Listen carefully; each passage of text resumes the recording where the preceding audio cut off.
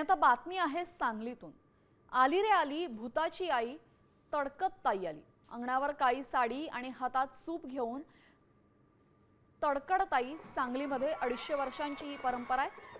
अनोखी तडकड ताईची परंपरा आजही मोठ्या उत्साहात जपली जाते। अंगावर काळी साडी, तोंडावर काळा मुखवटा आणि हातात सूप घेऊन धावणाऱ्या तडकड ताईची लहान मुलांमध्ये मोठी दहशत असते। ज्येष्ठ अमावस्येला थेट स्मशानात तिचं लग्न लावलं जातं। सुपाचा मार खाल्ल्यानं मुलांची इडापिडा टळते अशी भावना असल्यानं या जोगण्या उत्सवाला भाविकांची मोठी गर्दी असते।